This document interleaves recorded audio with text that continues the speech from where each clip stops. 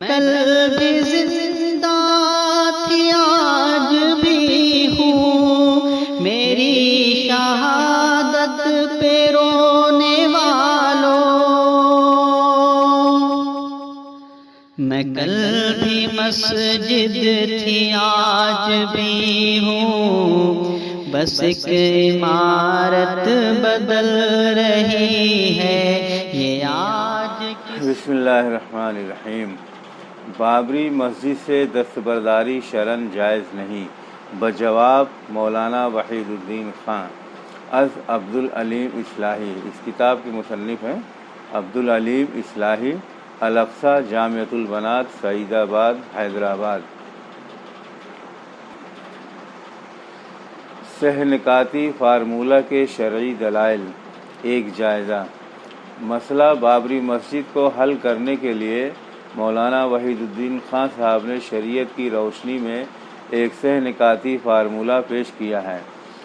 اس وقت ہمارے پیش نظر مولانا کے پیش کردہ شرعی دلائل کا جائزہ لینا ہے۔ یہ دلائل الرسالہ مئی 1993 میں پیش کیے گئے ہیں۔ دعویٰ: مسلمان بابری مسجد کے بارے میں اپنے ایجیٹیشن کو ختم کر دیں۔ اب وہ شریعت کی روح سے بالکل حق بجانب ہے کہ اس معاملہ سے اپنے آپ کو الگ کر کے اس کو مستقبل کے حالات کے حوالہ کر دیں۔ اگر یہ مان لیا جائے کہ بابری مسجد کو بچانا مسلمانوں کی قومی ذمہ داری تھی، تب بھی موجودہ حالات میں یہ ذمہ داری ان سے ساقط ہو جاتی ہے۔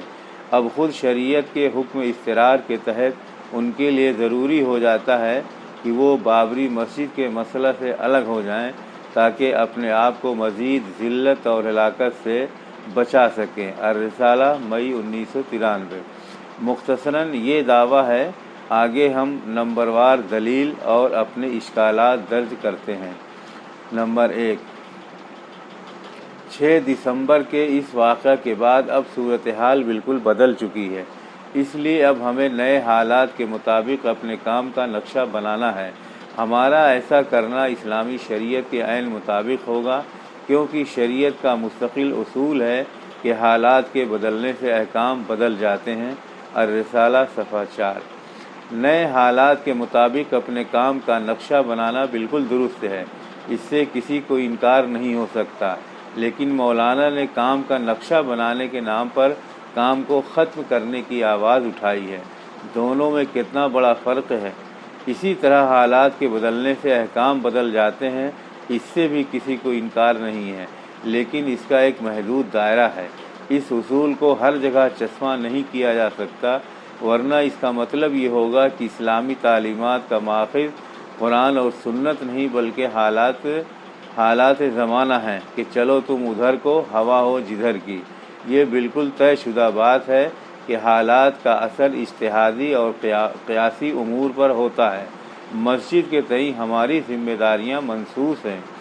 دوسری قابل توجہ بات یہ ہے کہ حکم بدلنا الگ چیز ہے اور حکم کا ختم ہونا بالکل الگ چیز ہے۔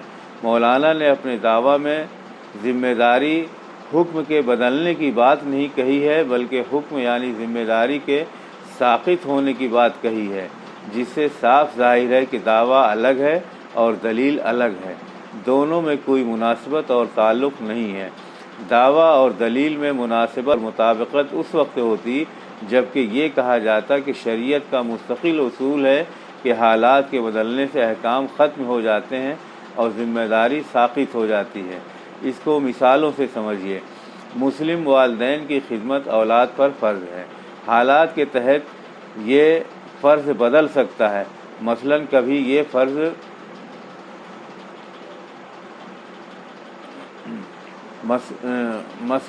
یہ فرض محض منی آرڈر اور ڈرافٹ بھیج دینے سے ادا ہو جائے گا، اور کبھی یہ فرض والدین کے سراہنے کھڑے رہنے، منہ میں نوالا کھلانے، چمچے سے پانی پلانے اور ان کو نہلانے دھلانے کی شکل میں بدل جائے گا، مگر کبھی بھی یہ فرض حالات کے بدلنے سے ساقط نہ ہوگا۔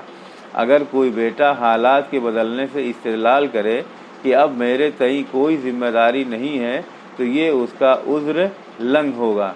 اسی طرح مسجد کے تعلق سے ذمہ داری کبھی اس کو صاف ستھرا رکھنا اور آباد رکھنا ہوگی کبھی اس کی حفاظت کے لیے سینہ سپر ہو جانا ہوگی اور کبھی اثر نو اس کو تعمیر کرنا ٹھہرے گی۔ یعنی حالات کی تبدیلی سے ذمہ داری کی نوعیت میں تبدیلی ہو سکتی ہے، لیکن حالات کی تبدیلی سے ذمہ داری ہرگز ختم نہیں ہو سکتی۔ مولانا نے خود اسی مضمون میں اعتراف کیا ہے کہ متفقہ طور پر شریعت کا یہ حکم ہے کہ جس جگہ جائز طور پر ایک مسجد بنا دی جائے وہ جگہ ہمیشہ کے لیے مسجد کی جگہ ہو جاتی ہے، مسلمانوں کو اس میں تبدیلی کا کوئی حق نہیں رہتا۔ سوال یہ ہے کہ اگر مسجد کے مسجد ہونے پر حالات زمانہ کے بدلنے کا کوئی اثر نہیں پڑتا تو اس کی حفاظت و صیانت اور آبادکاری کی ذمہ داری کس پر آئے گی؟ مسلمان ہوتے ہوئے اور اس کو مسجد تسلیم کرتے ہوئے اس سے دستکش اور بے تعلق ہم کیسے ہو سکتے ہیں؟ اس کو مورتی پوجا کے لیے کیسے دے سکتے ہیں یا اس پر اپنی رضا اور پسند کا اظہار کیسے کر سکتے ہیں؟ بالخصوص جب کہ قرآن نے مساجد کی آبادکاری مسلمانوں کا کام بتایا ہے۔ معلوم ہوا کہ حالات جو بھی ہوں مسجد مسجد رہے گی اور مسلمان اس سے بے تعلق نہیں رہ سکتے۔ البتہ ذمہ داری کی نوعیت میں فرق ہو سکتا ہے، ذمہ داری ساقط نہ ہوگی۔ نمبر 2، اسلام نتیجہ خیز عمل کی تلقین کرتا ہے۔ جس عمل کا کوئی نتیجہ نکلنے والا نہ ہو وہ عمل اسلام کے مطابق نہیں۔ الرسالہ۔ یہ دلیل مولانا نے اس پس منظر میں پیش کی ہے کہ اب بابری مسجد دوبارہ اپنی جگہ نہیں بن سکتی، اس لیے اس سلسلے میں جد و جہد کرنا بیکار اور بے نتیجہ ہے، اور بے نتیجہ عمل سے اسلام منع کرتا ہے۔ لہذا اسلام کا تقاضا ہے کہ بابری مسجد کے معاملے سے مسلمان الگ ہونے کا اعلان کر دیں اور مسجد کے بجائے مندر کی حیثیت کو تسلیم کر لیں۔ اس میں شک نہیں کہ اسلام نتیجہ خیز عمل کی تلقین کرتا اور بے فائدہ اور لا یعنی عمل سے روکتا ہے، لیکن مولانا جیسے لوگوں کو شاید یہ بتانے کی ضرورت نہیں ہوگی کہ اسلام آخرت میں نتیجہ خیزی کو ترجیح دیتا ہے۔ اگر کوئی عمل آخرت میں نتیجہ خیز ہونے والا ہے تو دنیا میں بے نتیجہ ہونے کی کوئی پرواہ نہیں کرتا، بلکہ بسا اوقات جب یہ جانتے ہوئے کوئی عمل کیا جاتا ہے کہ دنیا میں اس کا کوئی نتیجہ نکلنے والا نہیں ہے، اس کا نتیجہ صرف آخرت میں نکلے گا، تو اس عمل کی قیمت اور بڑھ جاتی ہے۔ سورہ اعراف میں ذکر ہے کہ واعظ و نصیحت کرنے والوں سے لوگوں نے کہا، آپ ایسے لوگوں کو کیوں نصیحت کر رہے ہیں جو ہرگز ایمان لانے والے نہیں ہیں اور جو اللہ کے عذاب میں گرفتار ہونے والے ہیں؟ تو انہوں نے جواب دیا، تاکہ ہم اللہ کے پاس معذرت پیش کر سکیں۔ یہی وہ چیز ہے جو منافقین کی سمجھ میں نہیں آ رہی تھی، جس کی بنا پر اللہ کی راہ میں سر دھڑ کی بازی لگا دینے والوں کو بیوقوف سفہا کہتے تھے کہ نہ آگے دیکھتے نہ پیچھے، نہ فائدہ سوچتے نہ نقصان، جان بھی کھپا رہے ہیں اور مال بھی بے دریغ خرچ کر رہے ہیں۔ اس نقطۂ نظر سے مسجد کے لیے کوئی جد و جہد بے نتیجہ نہیں ہے۔ مسجد بنے یا نہ بنے، جو لوگ اس راہ میں جان و مال کی قربانی اخلاص نیت کے ساتھ پیش کریں گے، ان کا یہ عمل بے انتہا نتیجہ خیز ہوگا اور ان کی قدر و قیمت بہت بڑھ جائے گی، اس لیے کہ انہوں نے مایوس کن اور سخت حالات میں اللہ کے گھر کی تعمیر کے لیے جد و جہد جاری رکھی ہے۔ کتنے خوش نصیب ہیں وہ لوگ جو اس دنیا کے نتیجے سے بے پرواہ ہو کر صرف آخرت کے نتیجے پر نظر جمائے ہوئے ہیں، اور حقیقت یہ ہے کہ ایسے ہی لوگ سخت حالات میں صراط مستقیم پر صبر و استقامت کا پیکر بن کر زمانہ کے دھاروں کا منہ موڑ سکتے ہیں، اور جو لوگ اس دنیا میں فائدہ و نقصان کا حساب لیتے رہیں گے وہ چند لمحے بھی راہ راست پر قائم نہیں رہ سکتے۔ مسجد اللہ کے شعار میں سے ہے، اس کی بے حرمتی نہیں کی جا سکتی اور نہ اس کی بے حرمتی اور پامالی کو گوارا کیا جا سکتا ہے۔ یا ایھا الذین آمنوا لا تحلوا شعائر اللہ، سورہ مائدہ۔ اے ایمان والو، اللہ کے شاعر کو حلال نہ کر لو۔ مسجد اللہ کے شاعر میں سے ہونے کی بنا پر احترام اور تعظیم کی مستحق ہے، اور اس کی تعظیم ایمان و تقوی کی علامت ہے۔ وَمَن يُعَظِّمْ شَعَائِرَ اللَّهِ فَإِنَّهَا مِن تَقْوَى الْقُلُوبِ۔ اور جو اللہ کے شاعر کی تعظیم کرے گا پس وہ دلوں کے تقوی میں سے ہے۔ مولانا کے سہ نکاتی فارمولہ کو تسلیم کرنے کا مطلب یہ ہے کہ مسجد کے بے حرمتی کو گوارا ہی نہیں بلکہ اس پر ہم برضا و رغبت مہر تصدیق لگا دے رہے ہیں، جبکہ ہم کو اس کی حرمت کو باقی رکھنے اور تعظیم کا حکم دیا گیا ہے۔ تفسیر، حدیث اور تاریخ کے پورے ذخیرے میں کوئی ایسی مثال نہیں ملتی جس سے یہ ثابت ہو کہ مسلمانوں نے اپنی جان بچانے کے لیے اجتماعی طور سے معصیت کا ارتکاب کیا ہو۔ اللہ کے شاعر میں سے کسی چیز کی پامالی کو بطور قیمت ادا کیا ہو، مر جانا، قتل کیا جانا انہوں نے پسند کیا ہے، لیکن اللہ کے دین کو رسوا ہونے نہیں دیا۔ بابری مسجد سے بے تعلق ہونے کو ملک کے 20 کروڑ مسلمانوں کی جاں بخشی کے لیے ضروری قرار دے کر گویا سارے مسلمانوں کو ذہنی طور سے تیار کر لیا جا رہا ہے۔ 30,000 مساجد سے بے تعلق ہونے کے لیے کیونکہ جس بنیاد پر ایک مسجد کو چھوڑا جا سکتا ہے اس بنیاد پر کسی بھی مسجد کو چھوڑنا جائز ہوگا۔ ایک مسجد کو پوری ملت نے حوالہ کیا تو ایک گاؤں اور ایک محلہ کے لوگ اپنی حفاظت کے لیے اپنی مسجد سے دستبردار ہو جائیں تو کسی طرح وہ لائق ملامت نہیں ہو سکتے، کیونکہ پوری ملت کی جانب سے بابری مسجد کی حوالگی کا فتویٰ ان کے لیے سند جواز بن جائے گا۔ پھر مسجد چھوڑنا جائز ہو گیا تو خانقاہ اور قبرستان کی بات ہی کیا رہی۔ ان کے لیے معمولی مزاحمت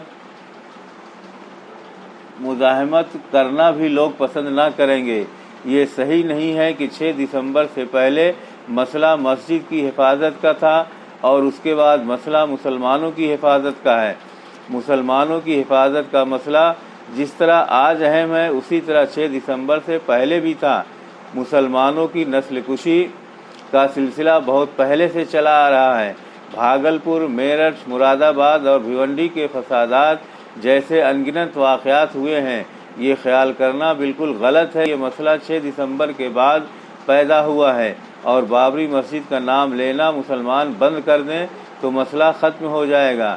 قرائن اور شواہد بتاتے ہیں کہ یہ سلسلہ آسانی سے بند ہونے والا نہیں ہے اور ہمیں یہ سوچ کر آگے چلنا ہوگا کہ بہر صورت ہمیں ایک لمبی مزاحمت اور کشمکش سے گزرنا ہے، اس لیے کہ یہ مسئلہ ایک مسجد کا اور ایک مقامی مسئلہ نہیں ہے بلکہ اس کا رشتہ اب عالمی سیاست سے جڑ چکا ہے اور پوری دنیا میں اسلام اور مسلمانوں کو کمزور کرنے کی جو کارروائیاں اور سازشیں چل رہی ہیں، مسلمانان ہند کے تحفظ کا مسئلہ ان کا ایک جز ہے۔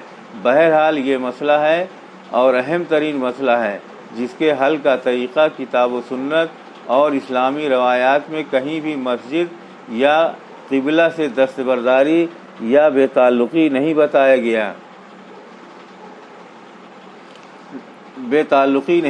گیا ہے۔ ہمارے تحفظ کا طریقہ قرآن کی مندرجہ ذیل آیات صاف صاف بتا رہی ہیں۔ آخر قرآنی طریقہ کار سے صرف نظر کیوں کیا جا رہا ہے؟ یا ایھا الذین آمنوا ان تنصروا اللہ ینصرکم ویثبت اقدامکم، سورہ محمد۔ اے وہ لوگو جو ایمان لائے ہو، اگر تم اللہ کی مدد کرو گے تو وہ تمہاری مدد کرے گا اور تمہارے قدم جما دے گا۔ اللہ کی مدد سے مراد اللہ کے دین کی مدد، اللہ کی کتاب کی مدد، اللہ کے رسول کی مدد اور اللہ کے گھر کی مدد ہے۔ اس روشنی میں پورے یقین کے ساتھ کہا جا سکتا ہے کہ اللہ کی مدد حاصل کرنے کی شکل یہ نہیں کہ مسلمان اللہ کے گھر یعنی مسجد سے دستبرداری اختیار کر لیں، بلکہ اس کی نصرت اور معیت حاصل کرنے کا طریقہ یہ ہے کہ اس کے گھر کی حفاظت، صیانت اور تعمیر کے لیے آخری دم تک لڑا جائے۔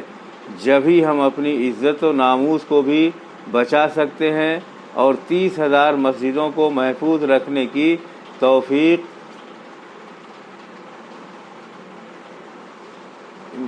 مسجدوں کو محفوظ رکھنے کی توفیق اور قوت پا سکتے ہیں۔ اس کے برخلاف انسانوں سے ڈر کر اللہ کی مدد یعنی اس کے گھر کی حفاظت اور آبادکاری سے دامن کش ہو جائیں گے تو اللہ کی نصرت سے محروم ہو کر ذلیل و خوار ہو جائیں گے۔ چنانچہ اللہ تعالیٰ فرماتا ہے، ہاں یہ اشارہ کر مان لیا کرو، ان ینصرکم اللہ فلا غالب لکم وَإِن يَخْذُلْكُمْ فَمَنْ ذَا الَّذِي يَنْصُرُكُم مِّن بَعْدِهِ وَعَلَى اللَّهِ فَلْيَتَوَكَّلِ الْمُؤْمِنُونَ۔ سورہ آل عمران۔ اگر اللہ تمہاری مدد کرے تو کوئی تم سے جیت نہیں سکتا، اور اگر تم کو چھوڑ دے تو کون ہے اس کے بعد جو تمہاری مدد کرے، اور اللہ ہی پر مسلمانوں کو بھروسہ کرنا چاہیے۔ یا ایھا الذین آمنوا خذوا حذرکم فانفروا ثبات او انفروا جمیعا۔ سورہ نساء۔ اے ایمان والو، اپنا بچاؤ اختیار کرو، پس نکلو الگ الگ یا جمع ہو کر۔ وخذوا حذرکم، اور اپنا بچاؤ اختیار کرو۔ وَأَعِدُّوا لَهُم مَّا اسْتَطَعْتُم مِّن قُوَّةٍ وَمِن رِّبَاطِ الْخَيْلِ تُرْهِبُونَ بِهِ عَدُوَّ اللَّهِ وَعَدُوَّكُمْ وَآخَرِينَ مِن دُونِهِمْ لَا تَعْلَمُونَهُمْ اللَّهُ يَعْلَمُهُمْ۔ سورہ انفال۔ اور ان کے لیے جہاں تک ہو سکے قوت اور پلے ہوئے گھوڑے تیار کرو، پلے ہوئے گھوڑے تیار رکھو، اس کے ذریعہ تم روب جماؤ گے اللہ کے دشمنوں پر اور اپنے دشمنوں پر اور ان کے علاوہ دوسروں پر جن کو تم نہیں جانتے، اور اللہ ان کو جانتا ہے۔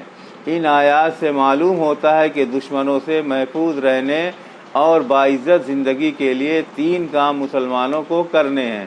نمبر 1، اللہ کے دین کی مدد کر کے اللہ کی مدد حاصل کی جائے اور اس سلسلے میں صرف اللہ پر بھروسہ کیا جائے۔ نمبر 2، ہوشیار رہا جائے، خواب غفلت کو چھوڑ دیا جائے۔ نمبر 3، جہاں تک ہو سکے قوت اور سامان جمع کیا جائے تاکہ دشمنوں کے دلوں میں رعب بیٹھ جائے۔ مولانا وحید الدین خان صاحب کا سہ نکاتی فارمولہ قرآن کے سہ نکاتی فارمولہ کے بالکل ہی برعکس ہے، اسی لیے مسلمانوں نے اس فارمولے کو بالکل ہی مسترد کر دیا۔ مولانا کی تیسری دلیل یہ ہے کہ رسول اللہ صلی اللہ علیہ وسلم کی بعثت ہوئی تو کعبہ میں 360 بت رکھے ہوئے تھے، مگر اس وقت قرآن میں جو آیت اتری وہ یہ نہیں تھی کہ کعبے کو بتوں سے پاک کرو، بلکہ یہ کہا گیا کہ وَثِيَابَكَ فَطَهِّرْ، اپنے کپڑے کو پاک کرو، یعنی اخلاق کو درست کرو۔ مکی دور میں اسی قسم کی آیتیں اترتی رہیں۔ ان کا تعلق اس مسئلہ سے نہیں تھا کہ کعبہ کے اندر بت رکھنے کا شرعی حکم کیا ہے، بلکہ ان کا تعلق صرف اس مسئلے سے تھا کہ مکہ جیسے حالات میں مسلمانوں کی اپنی ذمہ داری کیا ہے۔ کعبہ توحید خالص کے لیے بنایا گیا تھا۔ حضرت ابراہیم علیہ السلام اور حضرت اسماعیل علیہ السلام سے پہلے ہی دن کہہ دیا گیا تھا، وَإِذْ بَوَّأْنَا لِإِبْرَاهِيمَ مَكَانَ الْبَيْتِ أَلَّا تُشْرِكْ بِي شَيْئًا وَطَهِّرْ بَيْتِيَ لِلطَّائِفِينَ وَالْقَائِمِينَ وَالرُّكَّعِ السُّجُودِ۔ سورہ الحج۔ اور جب کہ ہم نے ابراہیم کو خانہ کعبہ کی جگہ بتلا دی کہ میرے ساتھ کسی چیز کو شریک مت کرو اور میرے گھر کو پاک رکھو طواف کرنے والوں کے لیے اور قیام، رکوع اور سجدہ کرنے والوں کے لیے۔ وَعَهِدْنَا إِلَىٰ إِبْرَاهِيمَ وَإِسْمَاعِيلَ أَن طَهِّرَ بَيْتِيَ لِلطَّائِفِينَ وَالْعَاكِفِينَ وَالرُّكَّعِ السُّجُودِ۔ سورہ بقرہ۔ اور ہم نے ابراہیم اور اسماعیل کی طرف حکم بھیجا کہ میرے گھر کو خوب پاک رکھو طواف کرنے والوں اور رکوع اور سجدہ کرنے والوں کے لیے۔ معلوم ہوا کہ کعبہ کو بتوں سے پاک کرنے کا حکم پہلے سے موجود تھا۔ پھر وَثِيَابَكَ فَطَهِّرْ کے پہلے اور بعد کے فقرہ کو دیکھیے۔ پہلے کہا گیا قُمْ فَأَنذِرْ، اٹھو پس ڈراؤ، یہ ڈرانا کیا تھا؟ شرک اور بت پرستی کے انجام ہی سے تو ڈرانا تھا۔ اس میں بتوں سے دوستی اور بت پرستوں سے دمسازی کا اظہار تھا یا بیزاری کا؟ بعد میں کہا گیا وَالرُّجْزَ فَاہْجُرْ، گندگی یعنی بتوں کو چھوڑ دو۔ اس حکم کا منشا کیا تھا؟ بتوں اور بت پرستوں سے ہم آہنگی کا اظہار کیا جا رہا تھا یا کشمکش کی دعوت تھی؟ مکہ ہی میں سورہ قل هو اللہ احد قل یا ایھا الکافرون کا نزول ہوا ہے۔ کیا ان آیتوں کا تعلق اس مسئلہ سے نہیں تھا کہ کعبہ کے اندر بت رکھنے کا شرعی حکم کیا ہے؟ آخر وہ کون سی آیات ہیں جن میں کعبہ میں بت رکھنے کی شرعی حیثیت بتائی گئی تھی، اور وہ کون سی آیات ہیں جن میں 360 بتوں کی موجودہ حیثیت کو تسلیم کرنے اور گوارا کرنے کی تعلیم دی گئی تھی؟ ایک دوسرے پہلو سے سوچئے کہ نبی صلی اللہ علیہ وسلم اور اہل مکہ کے درمیان وجہ نزاع کیا تھی؟ جو قوم اتنی سیکولر مزاج تھی کہ 360 بتوں کو گوارا کر رہی تھی، وہ حضرت محمد صلی اللہ علیہ وسلم کی دعوت پر بھڑک اٹھی، گھر گھر کشمکش برپا ہو گئی، آپ اور آپ کے ساتھیوں کی زندگی اجیرن بنا دی گئی، اپنا وطن چھوڑ کر دوسری جگہ انہیں جانا پڑا، ہجرت حبشہ ہوئی، اہل مکہ نے حبشہ تک پیچھا کیا۔ جب ان کو جعفر طیار رضی اللہ عنہ کی تقریر کے بعد ناکامی ہوئی تو انہوں نے اپنے ایک بڑے سردار عتبہ کو آپ کے پاس لالچ دلانے کے لیے بھیجا۔ عتبہ کی پیشکش کو دیکھیے، دولت اور اقتدار کی اس نے لالچ دلائی، لیکن آپ نے ٹھکرا دی۔ اگر آپ صلی اللہ علیہ وسلم کے نزدیک محض سکون اور چین کی زندگی گزارنا اور عزت اور مرتبہ کی کوئی اہمیت ہوتی تو کتنا سنہرا موقع تھا جب لالچ کی تدبیر نہ چلی، تب سارے قبیلوں کے سردار اکٹھے ہوئے اور آپ کے چچا ابو طالب کے پاس آ کر یوں تقریر کی، ہم نے آپ کا بہت ادب کیا، آپ کا بھتیجا ہمارے ٹھاکروں اور بتوں کو جنہیں ہمارے باپ دادا پوچھتے آئے اتنا سخت سست کہنے لگا ہے کہ اب ہم صبر نہیں کر سکتے۔ آپ اسے سمجھا کر چپ رہنے کی ہدایت کر دیں، ورنہ ہم اسے جان سے مار ڈالیں گے اور تم اکیلے ہم سب کا کچھ نہیں کر سکو گے۔ سارے ملک کی عداوت دیکھ کر چچا کا دل درد اور محبت سے بھر گیا۔ انہوں نے نبی صلی اللہ علیہ وسلم کو بلایا اور سمجھایا کہ بت پرستی کا رد نہ کیا کرو، ورنہ میں بھی تمہاری کچھ حمایت نہیں کر سکوں گا۔ اس کے جواب میں آپ صلی اللہ علیہ وسلم نے فرمایا، چچا اگر یہ لوگ سورج کو میرے داہنے ہاتھ پر لا رکھیں اور چاند کو بائیں ہاتھ پر، تب بھی میں اپنے کام سے نہ ہٹوں گا اور خدا کے حکم میں سے ایک حرف بھی کم و بیش نہ کروں گا، اس کام میں خواہ میری جان بھی جاتی رہے۔ ان حقائق کے باوجود اگر یہ کہا جائے کہ کعبہ میں بتوں کی شرعی حیثیت نہیں بتائی گئی بلکہ محض اخلاق سدھار کی بات کہی گئی تو کتنی غلط بات ہے، اور اتنی خلاف حقیقت اور خلاف واقعہ بات کو اتنے زوردار انداز سے کہنا بڑے دل گردے کی بات ہے۔ ہندوستانی مسلمانوں کے لیے اس وقت حالات چاہے کتنے ہی سخت ہیں، مکہ کے حالات اس سے کہیں زیادہ سخت تھے، اور مکہ میں مسلمانوں کی تعداد اور ان کے وسائل نسبتاً ہماری تعداد اور وسائل سے بہت کم تھے، نیز ہمارے مقابلے میں باہری دنیا کی انہیں ہمدردیاں انتہائی کم حاصل تھیں، لیکن بت پرستی اور مورتی پوجا کے مسئلے میں کسی طرح کا سمجھوتا اور مفاہمت کرنے کے لیے تیار نہیں ہوئے، مارے گئے، پیٹے گئے، طرح طرح ستائے گئے اور مکہ سے نکال دیے گئے، لیکن تاریخ گواہ ہے کہ اس بارے میں ذرہ برابر نہ نرم ہوئے، نہ جھکے، اور نہ انہوں نے اپنے اندر لچک پیدا کی۔ اس اسوہ حسنہ کی روشنی میں آخر یہ کیسے صحیح ہو سکتا ہے کہ مسلمان ایک مسجد کو بت خانہ بنانے کی اپنی طرف سے پیشکش کریں یا اس پر اپنی رضامندی کا اظہار کریں اور کہہ دیں کہ ہم کو کوئی اعتراض نہیں بشرطے کہ ہماری جان بخش دی جائے۔ نمبر 4، چوتھی دلیل رسول اللہ صلی اللہ علیہ وسلم کے دادا عبد المطلب کا رویہ ہے ابرہہ کے مقابلے میں۔ سوال یہ ہے کہ عبد المطلب کا عمل کوئی شرعی دلیل ہے؟ ان کا خاتمہ حالت شرک میں ہوا ہے، قرآن و حدیث میں ان کے رویے کے صحیح ہونے کے لیے کوئی اشارہ تک نہیں ہے۔ ایسی صورت میں اس واقعہ کو دلیل شرعی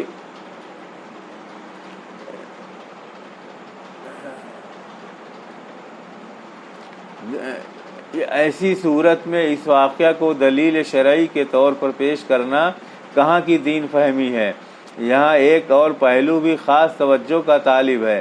عبد المطلب نے صرف یہ کیا کہ کعبہ کی حفاظت کے لیے میدان میں نہیں آئے، لیکن انہوں نے اس پر کوئی سمجھوتا نہیں کیا، نہ اپنی رضامندی کا اظہار کیا اور نہ کعبہ کی حرمت بیچ کر اپنے لیے کوئی مراعات حاصل کی۔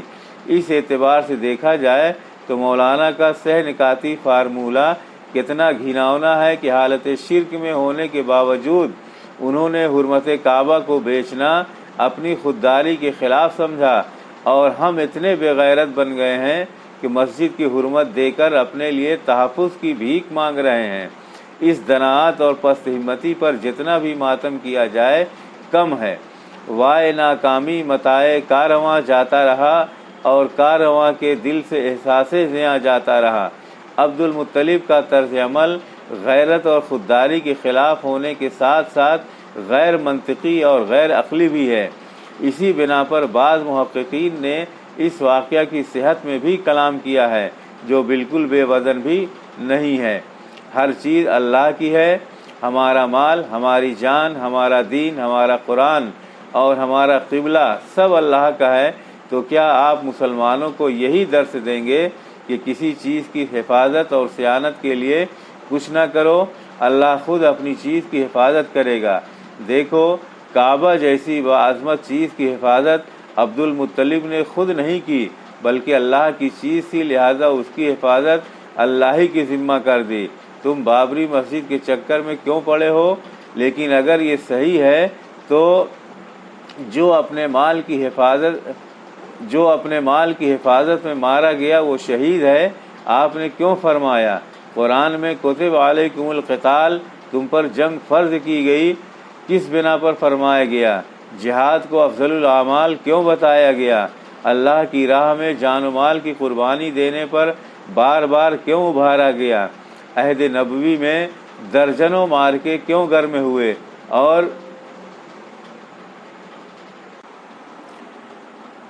اور میدان جنگ میں مقابلہ سے فرار کو منافی ایمان کیوں قرار دیا گیا؟ معلوم ہوا کہ یقیناً ہر چیز اللہ کی ہے اور وہی ہر چیز کی حفاظت کرنے والا ہے، مگر انسانوں پر امتحاناً کچھ ذمہ داری ڈالی گئی ہے۔ اس کی عدم ادائیگی کی صورت میں ہم ناکام اور مجرم قرار دیے جائیں گے۔ پانچویں دلیل، لا یکلف اللہ نفسا الا وسعہا، اللہ کسی پر ذمہ داری نہیں ڈالتا مگر اس کی طاقت کے مطابق، یعنی کسی مومن فرد یا گروہ کے بس میں جتنا کچھ ہو صرف اتنے کے لیے ہی وہ مکلف ہے۔ اپنے بس سے باہر کی ذمہ داری کسی مسلم فرد یا مسلم گروہ کے اوپر نہیں۔ اس شرعی اصول کو سامنے رکھتے ہوئے بابری مسجد اور مسلمانوں کے مسئلے پر غور کیجیے تو معلوم ہوگا کہ اب اس معاملے میں مسلمانوں کی کوئی شرعی ذمہ داری نہیں۔ اگر ان کے اوپر بابری مسجد کے تحفظ کی ذمہ داری تھی تو وہ اس ذمہ داری کو قربانی کی حد تک جا کر ادا کر چکے ہیں۔ انہوں نے پوری طاقت کے ساتھ بابری مسجد کو بچانا چاہا مگر وہ اس کو نہ بچا سکے۔ الرسالہ، اس استدلال میں کئی خامیاں ہیں۔ نمبر 1، اس استدلال سے زیادہ جو بات ثابت ہوتی ہے وہ یہ کہ مسلمانوں نے اپنے بس بھر کوشش کی ہے، اللہ کے نزدیک ان سے اب باز پرس نہیں ہوگی، وہ معذور ہیں۔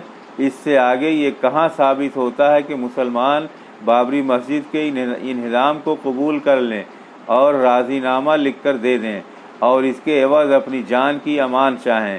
جب یہ طے ہے کہ وہ جگہ ہمیشہ مسجد کی رہے گی تو مسجد کی جگہ دوسروں کے حوالے کرنے کا جواز اس اصول سے کس طرح ثابت ہوتا ہے؟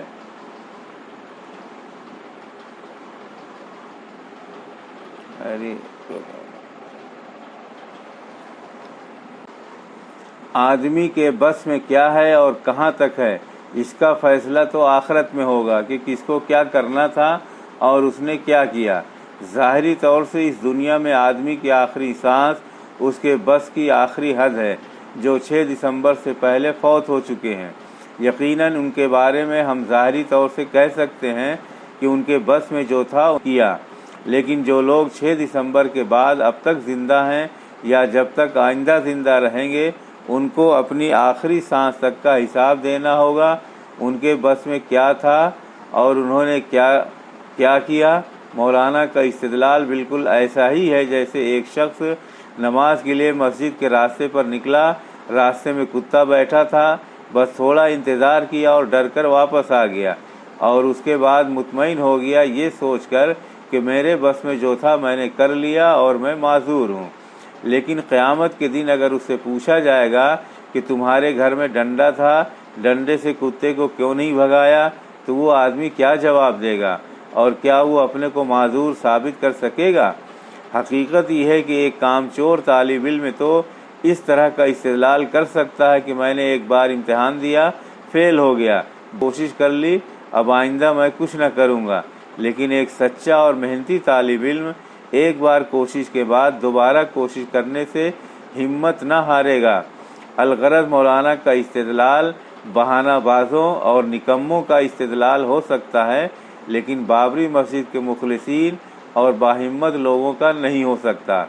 علاوہ ازیں اپنا جائزہ لیجئے، آپ کے سامنے ایک انتہائی چھوٹا مذہبی گروہ اپنی عبادت گاہ کو بچانے کے لیے کیا کیا قربانیاں پیش کر چکا ہے۔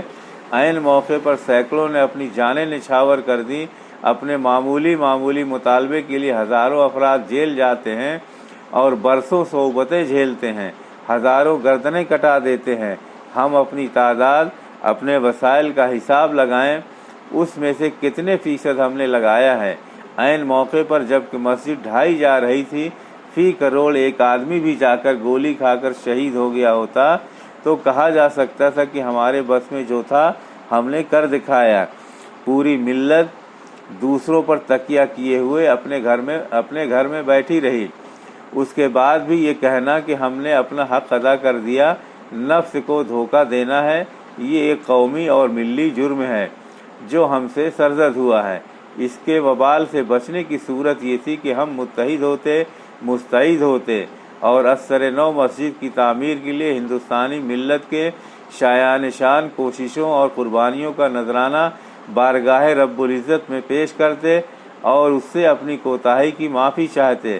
اس کے برعکس انہدام مسجد کو اپنے تحفظ کے لیے بطور فدیہ ہم پیش کر رہے ہیں۔ غیرت ایمانی اور حمیت دینی سے اگر ہم خالی ہو گئے ہیں تو کم از کم اس کا خیال تو ہونا چاہیے کہ آئندہ مورخ ہمارا تذکرہ کس انداز میں کرے گا۔ پھر بالفرض 6 دسمبر 1992 تک آپ نے بس بھر کوشش کی لیکن مسجد گرا دی گئی۔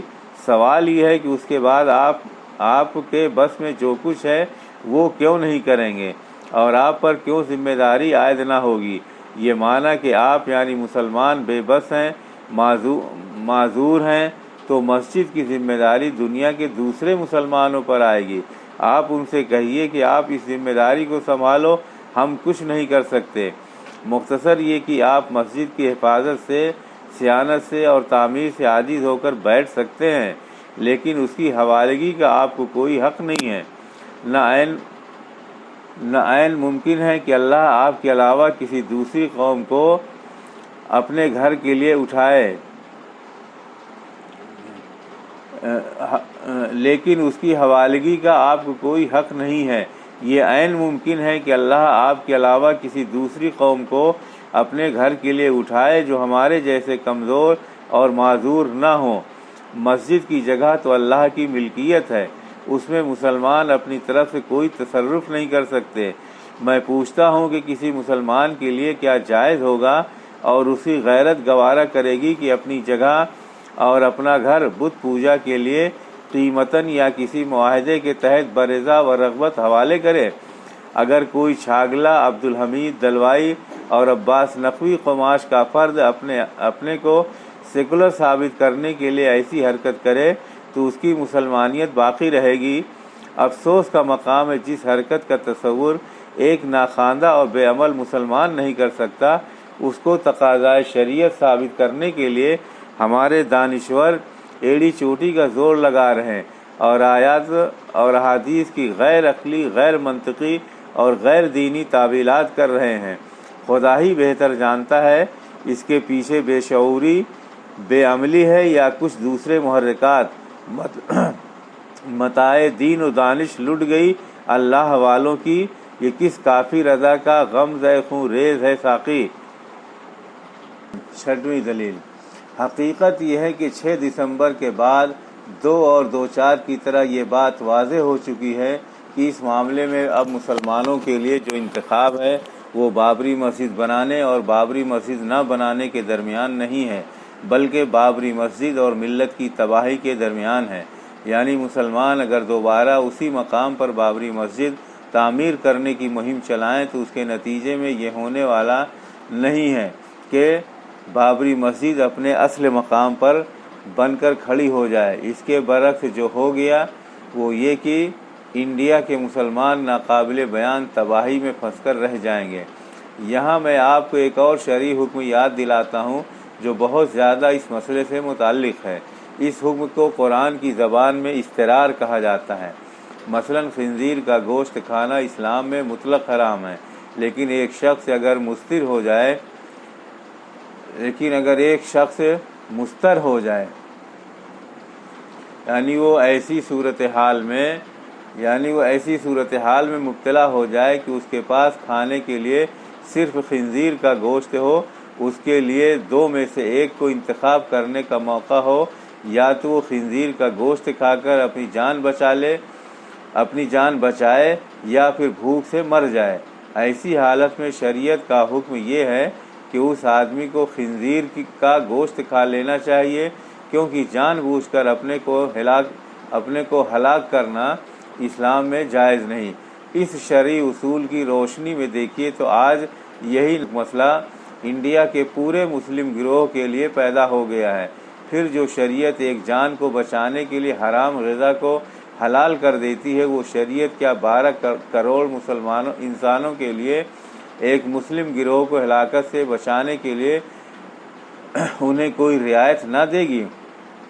اس استدلال پر غور کیجیے۔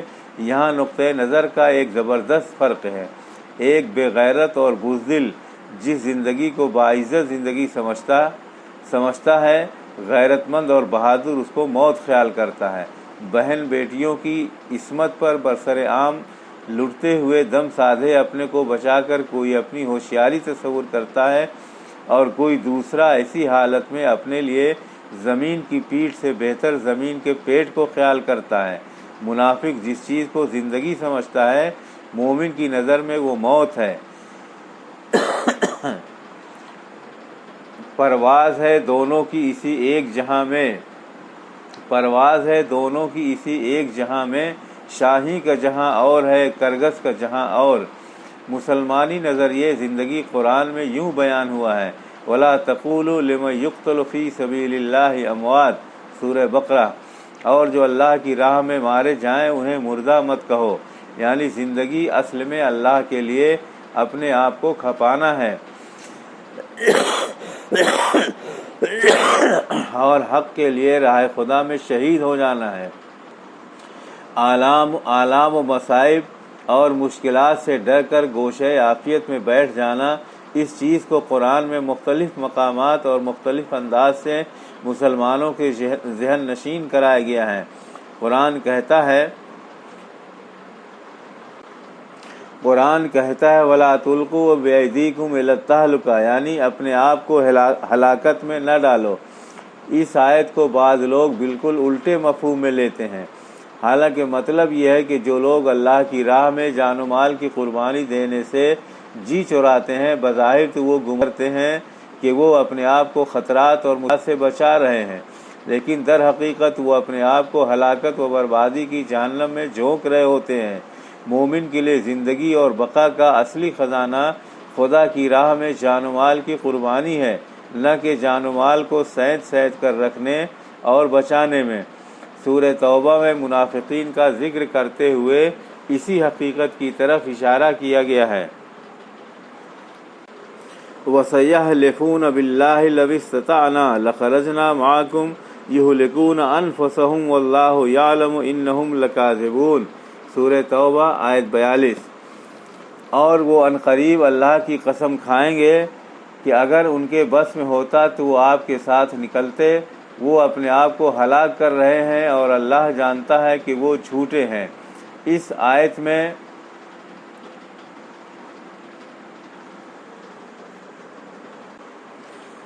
آیت میں یہلکون انفسہم کے الفاظ سے کنجوسی اور بزدلی کی طرف اشارہ ہے۔ اس سے معلوم ہوا کہ جس حالت کو منافقین زندگی اور کامیابی سمجھتے ہیں، اللہ کی نظر میں وہ موت اور ہلاکت ہے۔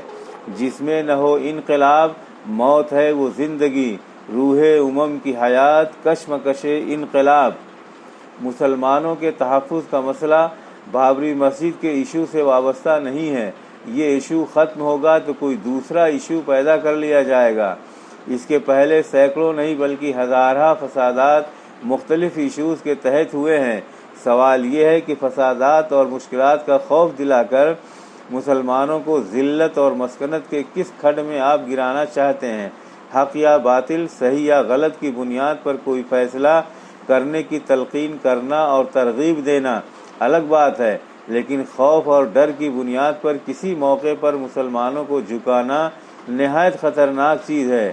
جس گروہ کے اندر یہ ذہنیت پیدا ہو جائے گی، اس کو دنیا کی کوئی طاقت بھی عزت کے مقام پر نہیں بٹھا سکتی۔ عزت و وقار کا منبع ایمان و یقین کے ساتھ اعلیٰ ظرفی، بلند خیالی اور علو ہمتی ہے۔ مسلمانوں کو خیر امت اور اعلون ہونے کا اذعان دیا گیا، کیونکہ ذہن و دماغ جس کے مروب ہوں گے وہ گروہ دوسروں کے مقابلے میں کیا کھڑا ہوگا۔ نبی صلی اللہ علیہ وسلم کے ارشاد میں یہ مضمون بیان ہوا ہے کہ ایک ایسا زمانہ آئے گا جب دوسری قومیں مسلمانوں پر ایسے ٹوٹ پڑیں گی جیسے بھوکے دسترخوان پر ٹوٹ پڑتے ہیں۔ پوچھا گیا اس وقت ہماری تعداد کیا بہت کم ہو جائے گی؟ آپ صلی اللہ علیہ وسلم نے فرمایا نہیں، تعداد کثیر ہوگی، لیکن تم جھاگ کے مانند ہوگے اور تمہارے اندر وہن پیدا ہو جائے گا۔ لوگوں نے دریافت کیا کہ وہن کیا چیز ہے؟ آپ نے بتایا حب الدنیا و کراہیت الموت، یعنی دنیا کی محبت اور موت کو ناپسند کرنا۔ اس روشنی میں جب آپ غور کریں گے تو معلوم ہوگا کہ باعزت زندگی اور تحفظ حاصل ہونے کے لیے بنیادی صفت مشکلات کے اندیشے اور موت کے ڈر سے حمایت حق کو چھوڑنا نہیں ہے، بلکہ دنیا اور دنیا کی زندگی کو ناچیز اور ہیچ سمجھنا اور موت سے پنجہ آزمائی کا حوصلہ ہے۔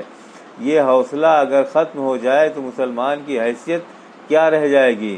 بجھی عشق کی آگ اندھیر ہے، مسلمان نہیں راکھ کا ڈھیر ہے۔ مسجد تمام مسلمانوں کے نزدیک متفقہ طور پر مانی ہوئی اور قابل احترام چیز ہے۔ اگر مروبیت اور ڈر کی وجہ سے اس کے لیے بھی ڈٹ کر کھڑے ہونے کا حوصلہ نہ رہا تو وہ کسی چیز کے لیے اور کسی موقع پر بھی کھڑے نہیں ہو سکتے۔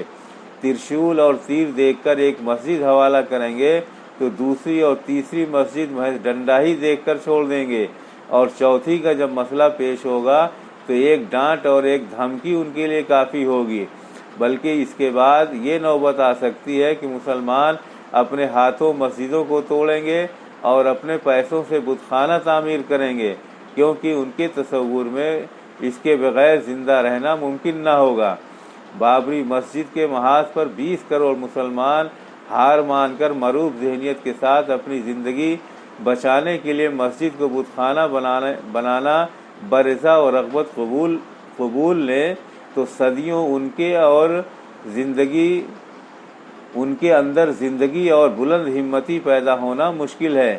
تاریخ شاہد ہے کہ فرعونی ذہنیت کے سامنے بنی اسرائیل نے جب سپر ڈال دی اور ہمت ہار گئے تو ان کی پستی کا یہ حال ہو گیا کہ اللہ کا نبی کہتا ہے کہ سامنے والی قوم سے لڑ جاؤ، اللہ تمہیں ضرور غالب کرے گا، لیکن وہ کھڑے نہ ہو سکے اور جواب دیا فَاذْهَبْ أَنْتَ وَرَبُّكَ فَقَاتِلَا إِنَّا هَاهُنَا قَاعِدُونَ، یعنی تم اور تمہارے اللہ میاں جا کر لڑیں، ہم یہاں بیٹھے رہیں گے۔ بنی اسرائیل کا کوئی نرالا واقعہ نہیں ہوا ہے، بلکہ غلامانہ اور مروب ذہنیت کا یہ خاصہ ہمیشہ رہا ہے۔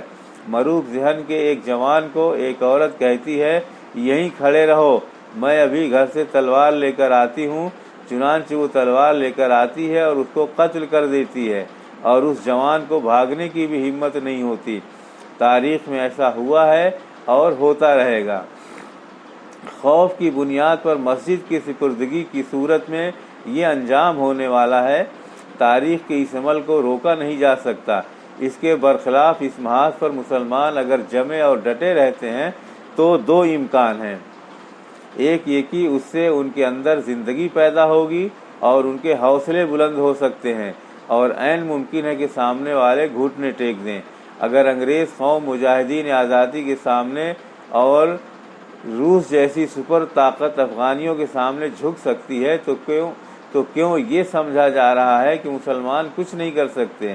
اور اگر بالفرض ایسا نہ بھی ہوا تو اتنا ضرور ہوگا کہ مسلمانوں کی دوسری چیز پر ہاتھ اٹھانے کے لیے انہیں 100 بار سوچنا پڑے گا، اور اس کا دوسرا فائدہ یہ ہوگا کہ اس راہ میں مسلمان جان و مال کی جو قربانی دیں گے وہ رحمت خداوندی کو ان کی طرف متوجہ کرنے والی ہوگی اور آخرت میں نجات و فلاح کا ذریعہ ہوگی۔ غرض اس راہ میں ڈٹ کر جو وہ پائیں گے اس سے بہت زیادہ ہوگا جو پیچھے ہٹ کر اور مسجد دے کر حاصل کرنا چاہتے ہیں۔ پہلی صورت میں دنیا و آخرت دونوں کی رسوائی ہے، اور دوسری شکل میں دنیا کی سرخروئی اور سربلندی کی امید ہے، اور آخرت کی کامیابی یقینی ہے۔ ان وجوہ کی بنا پر یہ کہنا بالکل غلط اور بے بنیاد ہے کہ مسجد کا ایشو 224 کی طرح مسلمانوں کی تباہی کا سبب ہے۔ یہ کہنے والے ذرا سوچیں کس امت کے بارے میں یہ کہہ رہے ہیں۔ یہ تو وہ امت ہے جو تلواروں کے سائے میں پیدا ہوئی ہے اور تیغوں کے سائے میں پروان چڑھی ہے، جس کی ایک شاندار تاریخ ہے، جس کے آباء و اجداد نے حق گوئی و بے باکی کا ہر زمانے میں تسلسل قائم رکھا ہے۔ براہ کرم اس تسلسل کو توڑیے نہیں۔ خطرات اور مشکلات سے پامردی کے ساتھ نمٹنے کا اس کو درس دیجیے، ڈرائیے نہیں۔ کیا آپ دیکھتے نہیں کہ اس گئی گزری حالت میں فلسطینی مسلمان تقریباً نصف صدی سے یہودی استعمار سے نبرد آزما ہے، اور نہتے افغانی مسلمانوں نے روس جیسی طاقت کا 14 سال تک مقابلہ کیا اور آخرکار اس کو پارا پارا کر کے رکھ دیا۔ تو آخر کیا وجہ ہے کہ 20 کروڑ ہندوستانی مسلمان یہودیوں کے بھائی فرقہ پرستوں کے سامنے اتنے کمزور ثابت ہوں گے کہ وہ آنن فانن ان کو ہڑپ لے جائیں گے؟ بہرحال استرار کا شرعی اصول ایک رخصت ہے کہ ایک آدمی ایک حرام چیز کھا کر اپنی جان بچا لے۔ سوال یہ ہے کہ کیا واقعی ملت اسلامیہ پر ویسی ہی اضطراری حالت طاری ہے جس میں خنزیر کھائے بغیر ایک آدمی زندہ باقی نہیں رہ سکتا؟ بابری مسجد حوالہ کیے بغیر ملت کا وجود باقی نہ رہے گا؟ کیا یقینی بات ہے؟ کیا ملت نے اپنے تحفظ کی ساری تدبیریں اختیار کر لی ہیں؟ اس کے لیے اب تمام راہیں بند ہو چکی ہیں۔ کیا وہ اس وقت اتنی بے دست و پا ہو چکی ہے کہ اگر فوری مسجد سے دستبرداری اختیار نہ کی تو ایک لخت سب کے سب فنا کے گھاٹ اتار دیے جائیں گے؟ ہمیں پورا یقین ہے کہ دنیا کا کوئی تجزیہ نگار موجودہ حالات کے تناظر میں یہ نتیجہ نہیں نکال سکتا۔ ہمارا خیال ہے کہ 100 سال تک ملت مزاحمت کرتی رہے گی تو بھی یہ اضطراری مرحلہ نہ آئے گا۔ مشکلات اور مصائب کا ہجوم اضطرار کی تاریخ میں نہیں آتا۔ مکہ میں شیب ابی طالب میں 3 سال تک اصحاب رسول محصور کر دیے گئے، ہر طرح ان کا بائیکاٹ کیا گیا، بھوکوں مرنے کی نوبت تھی، سوکھے چمڑے چوس کر پانی پیتے تھے، لیکن اس حالت کو بھی حالت اضطرار قرار دے کر توحید پرستی کے مسئلے میں کسی نرمی اور جھکاؤ کا اظہار نہیں کیا گیا۔ مدینے میں پورے عرب کے قبائل امٹ کر آ گئے، مدینے کا محاصرہ کر لیا تھا، باہر سے کوئی کمک آ سکتی تھی نہ کوئی رسد۔ صحابہ کو اور نبی صلی اللہ علیہ وسلم کو پیٹ پر پتھر باندھنے کی نوبت آئی، مگر کہیں سے حالت اضطرار کی رخصت سے فائدہ نہیں اٹھایا گیا۔ اس سلسلے کی آخری بات جو نہایت ہی اہم ہے وہ یہ ہے کہ پوری اسلامی تاریخ میں کسی واقعہ کی نشاندہی نہیں کی جا سکتی جس میں پوری ملت نے محض جان بچانے کے لیے کسی معصیت کا ارتکاب کیا ہو یا شاعر اسلامی کے کسی جز کی بے حرمتی کی قیمت پر اپنے آپ کو بچایا ہو۔ وجہ یہ ہے کہ ایک مستر آدمی خنزیر کا گوشت نہ کھائے اور مر جائے تو یہ خودکشی اور حرام موت ہوگی، لیکن کسی اسلامی قابل احترام چیز کی حفاظت میں کوئی شخص اپنی جان دے دیتا ہے تو وہ شہید ہوگا۔ دونوں میں کتنا بڑا فرق ہے، لہذا اضطرار کی شرعی اجازت سے مسجد کے بارے میں استدلال کرنا نہایت غلط اور بالکل الٹی بات ہے۔ 7ویں دلیل، صحیح بخاری میں روایت ہے کہ حضرت عائشہ رضی اللہ عنہا نے فرمایا کہ رسول اللہ صلی اللہ علیہ وسلم کو جب بھی 2 امر میں سے ایک کو انتخاب کرنا ہوتا تو آپ ہمیشہ آسان کا انتخاب فرماتے۔ اس حدیث کو سامنے رکھ کر سوچئے تو اس وقت مسلمانوں کے لیے 2 میں سے ایک چیز کے انتخاب کا موقع ہے۔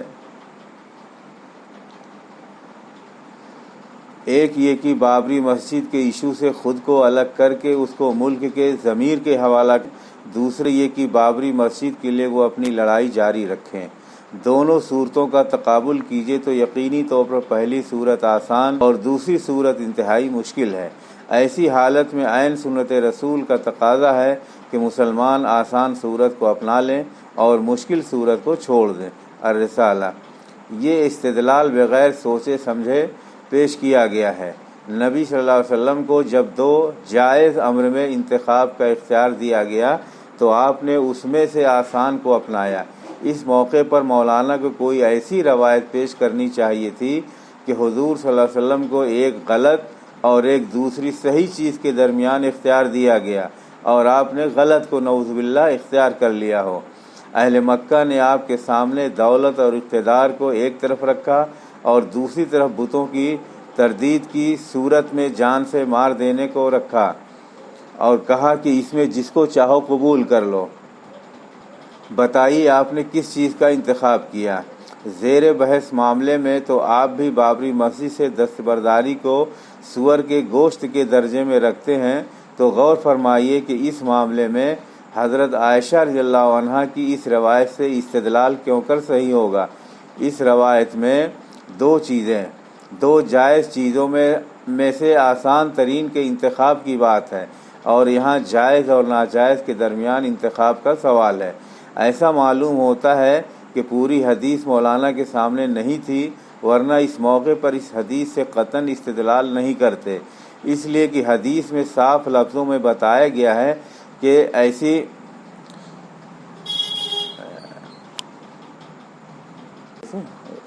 صاف لفظوں میں بتا دیا گیا ہے کہ یہ اس صورت کی بات ہے جبکہ گناہ نہ ہو۔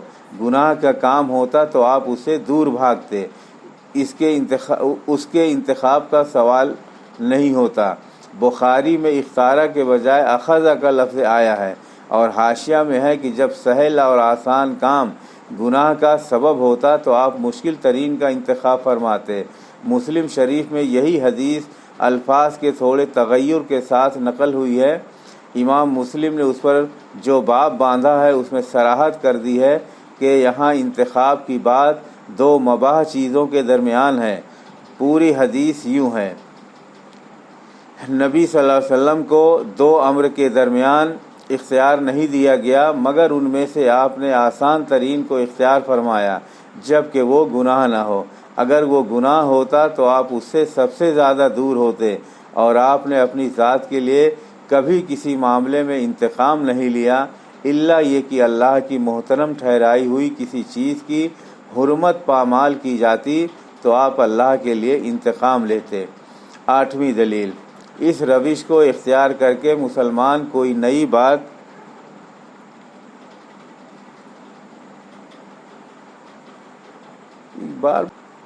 آٹھویں دلیل، اس روش کو اختیار کر کے مسلمان کوئی نئی بات نہیں کریں گے، وہ وہی کریں گے جس میں وہ تقریباً 50 سال سے اس ملک میں عمل کرتے رہے ہیں۔ جیسا کہ معلوم ہے پنجاب، ہریانہ اور راجستھان میں ہزاروں کی تعداد میں مسجدیں ڈھائی گئیں، مختلف طریقوں سے ان کی بے حرمتی کی گئی، مگر مسلمانوں نے کبھی بھی ان مسجدوں کے نام پر کوئی ایجیٹیشن نہیں چلایا، کیونکہ اس معاملے میں انہوں نے اپنے کو مستر پایا تھا۔ اب اگر وہ بابری مسجد کو بھی اسی فہرست میں شامل کر لیں تو یہ عین وہی ہوگا جس پر اس سے پہلے عملاً قائم رہے ہیں۔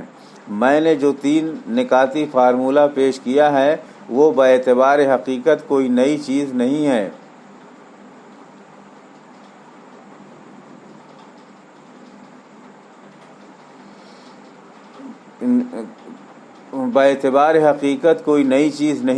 یہ ایودھیا کی مسجد کے معاملے میں اسی اصول کو باعزت طور پر لاگو کرنا ہے جو عملاً ملک کی ہزاروں مسجدوں کے بارے میں تمام علماء کی مرضی سے اختیار کیا جا چکا ہے۔ رسالہ۔ بظاہر یہ استدلال بڑا خوشنما ہے، لیکن حقیقت کے اعتبار سے انتہائی بودھا ہے۔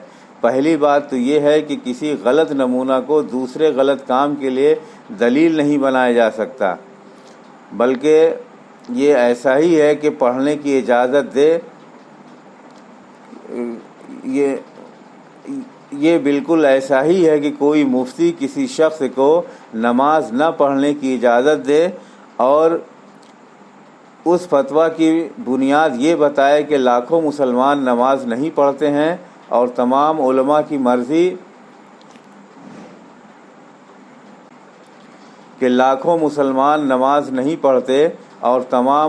کی مرضی اسی میں شامل ہے، تو اس آدمی کو بھی انہی لاکھوں میں شامل سمجھو۔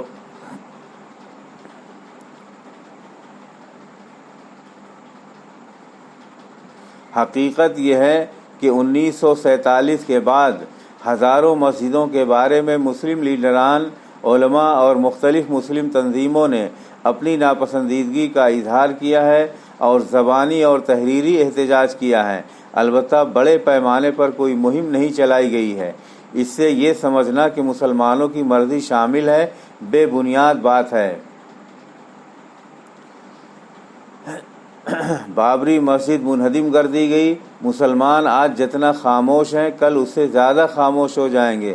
ان کی یہ خاموشی اللہ کے نزدیک کس خانے میں رکھی جائے گی نہیں معلوم، لیکن سہ نکاتی فارمولہ انہدام مسجد اور تعمیر بت خانہ پر مسلمانوں کی رضامندی کے اظہار کا مطالبہ کرتا ہے اور دھمکی دے رہا ہے کہ ایسا تم نہ کرو گے تو نیز نابود ہو جاؤ گے، اور فرقہ پرستوں کی جارحانہ کارروائی میں بالواسطہ مسلمانوں کو شریک بنانا چاہتا ہے۔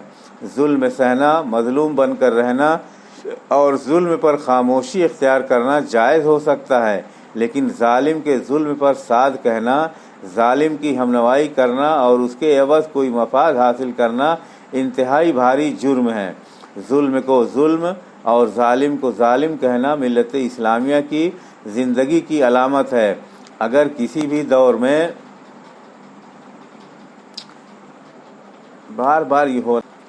ظلم کو ظلم اور ظالم کو ظالم کہنا ملت اسلامیہ کی زندگی کی علامت ہے، اگر کسی بھی دور میں یہ امت پوری کی پوری حق کے لیے قربانی اور بے خوفی کے جذبے سے خالی ہو جائے تو وہ اس کے انتہائی زوال اور پستی کا دور ہوگا۔ پھر وہ خدا کی رحمت سے دور ہو جائے گی اور کوئی چیز اس کو تباہی سے نہ بچا سکے گی۔